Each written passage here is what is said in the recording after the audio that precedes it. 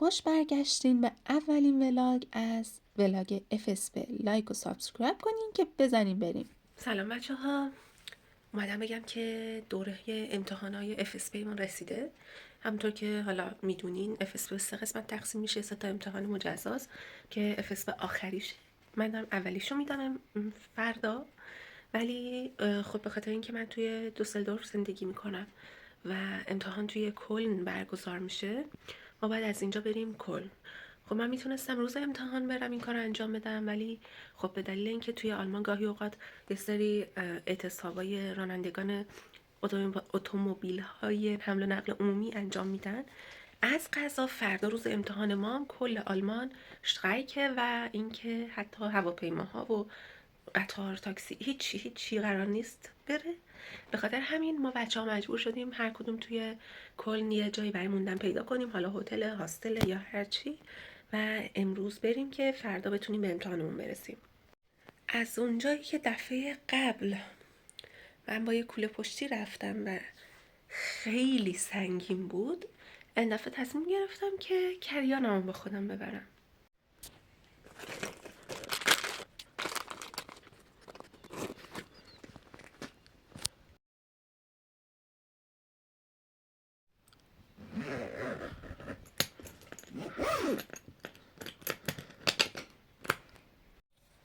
خب حالا من برم یه حموم بیام،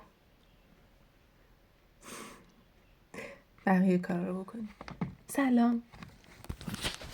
خب من حموم کردم، ساکمون بستم، حالا میتونیم بشینیم مدارکی که میخوایم و اول ایمیل ها رو یه دور دیگه دقیق بخونیم، ببینیم چی باید با خودمون ببریم و چی نبریم و اینکه دیگه تمام.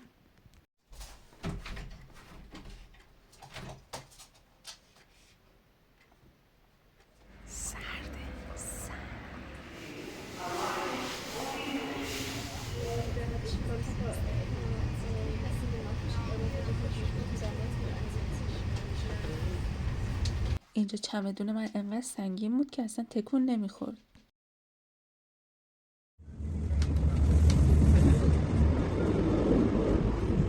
اینجا دیگه داریم میریم سمت هتل که هتل رو تحویل بگیریم و بریم شروع کنیم درس خوندن.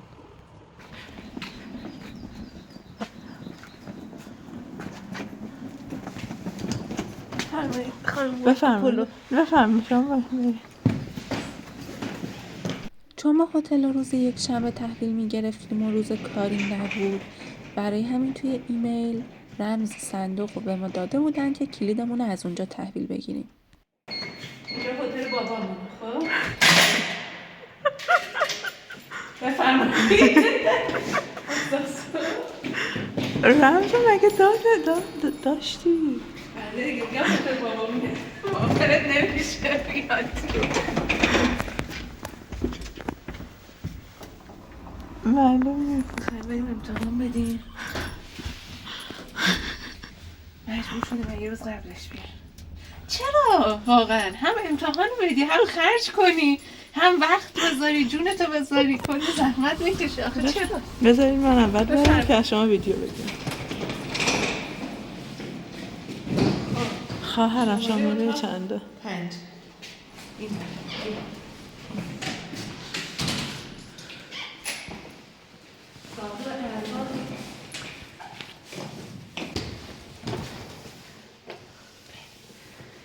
مستقیم برو. یه برق نداره؟ نداره. بی چرا اومدش؟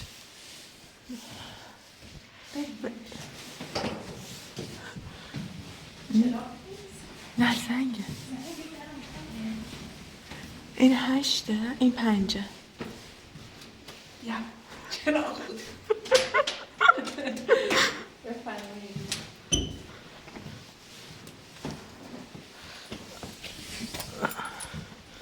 بفرمایید دکتر خودتون.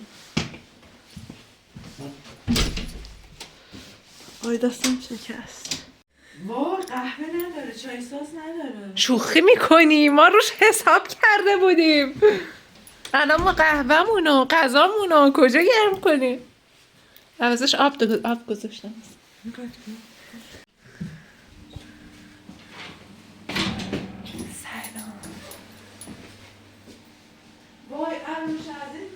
خب باز کن ببینیم شیوا جان. آذوقمون چقدر قشنگ چیدی.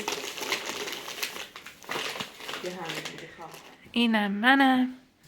خب انا کل فیری مجانی داره، میتونیم ازش به عنوان حیات استفاده کنیم.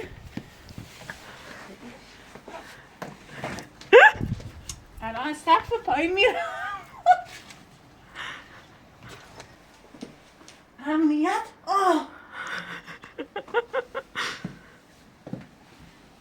میتونیم بعد امتحان بشینیم اینجا گریه کنیم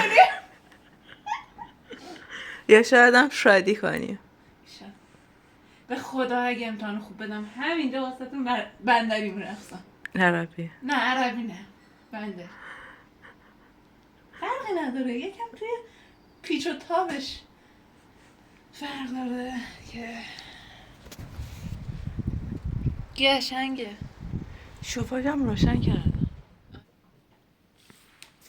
میشه خواهش کنم بیای بیرون سوال انجام بدیم؟ چی داره؟ دلی اینجا کموده یه در شعبه دوم در که به دنیا. شب قبل امتحانه. اینم زمین نیست، سقفه، ولی خب میشه روش رام رفت. هوا خیلی هوا خوبی دارم، میخواد برم بشینم بیرون.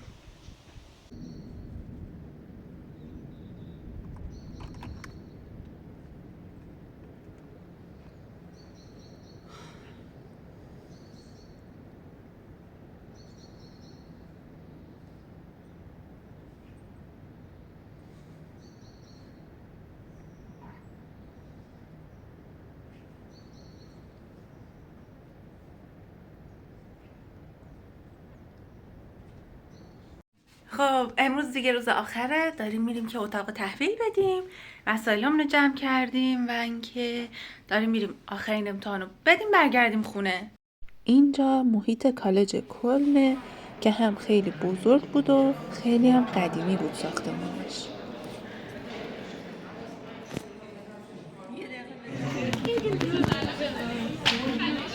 این پوشا سال امتحانیه. چه سالن امتحانه؟ قراره اینجا بشیم. ما امتحانا رو دادیم و منتظر جوابشیم.